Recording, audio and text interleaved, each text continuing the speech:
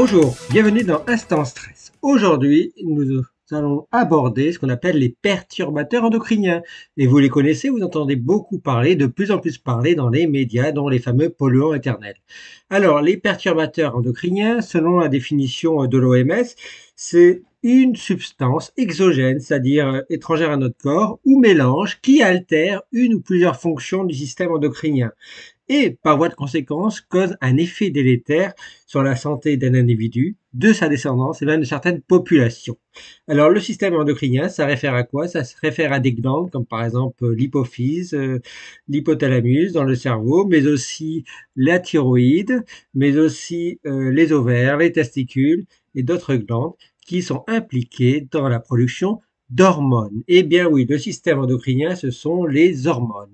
Et les perturbateurs endocriniens, ce sont des molécules qui peuvent soit mimer une hormone, bloquer une hormone ou même modifier son activité. Donc à chaque fois que ce perturbateur endocrinien est dans notre corps, il va soit mimer, soit bloquer, soit modifier une hormone ou des hormones de différentes glandes dans notre corps. Et donc ça va impacter tous nos différents organes. Et donc ça, c'est très important. Alors, il faut savoir que les perturbateurs endocriniens, on en a tous les jours dans notre environnement et même chez soi. Vous avez par exemple les phtalates, vous avez les parabènes, vous avez le bisphénol A, on en a beaucoup parlé dans les biberons des bébés. Vous avez les composés polybromés, vous avez les organochlorés. Les organochlorés, ce sont les phytosanitaires qu'on retrouve en agriculture, par exemple. Vous avez les furanes, vous avez certains hydrocarbures et vous avez les fameux polluants éternels qui sont des composés perfluorés et les fameux PFAS ou PFAS. Ces composés, on les retrouve en cosmétique, on le retrouve dans des médicaments, on le retrouve dans le téflon, et oui, dans les poêles par exemple, on le retrouve également dans des détergents. Et ça, on le retrouve dans notre environnement, dans notre vie quotidienne de tous les jours.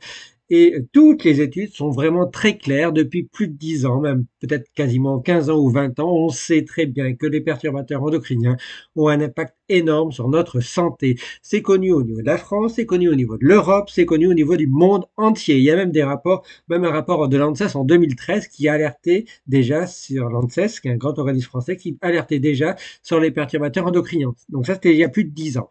Eh bien, quelles sont les conséquences des perturbateurs endocriniens sur notre santé?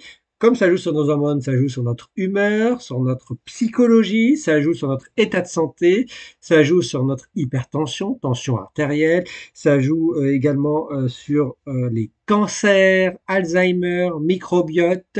Eh bien oui, ces composés peuvent avoir des effets soit seuls, soit même des effets combinés. On appelle ça l'effet cocktail et l'effet surdosage ou même l'effet dosage. Eh bien oui, l'effet cocktail, c'est quand il y a plusieurs perturbateurs endocriniens qui rentrent en contact avec nous, qui se mélangent et qui ont un effet cocktail.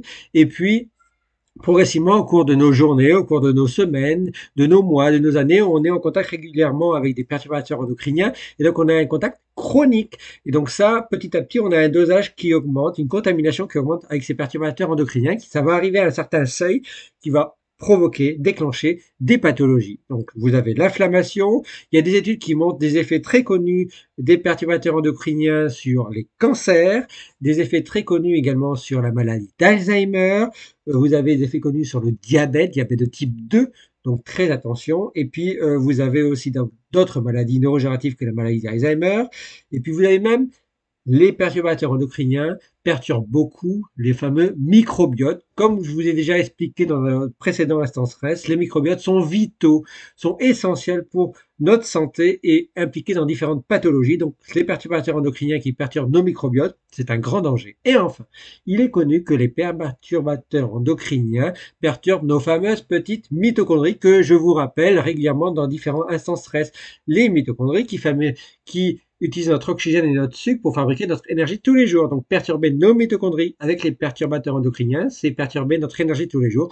Et en plus, c'est la source majeure de nos fameux oxydants, des espèces réactives du stress.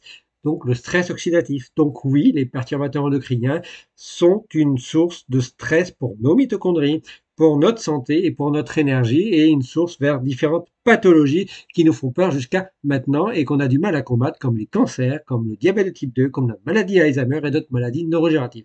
Donc voilà pourquoi il est temps d'en discuter de plus en plus, de les interdire de plus en plus, de les mesurer de plus en plus dans notre environnement pour savoir où ils sont, en quelle quantité, combien on en ingère et comment les remplacer et comment éviter leur ingestion et leur contamination dans notre corps et notre santé.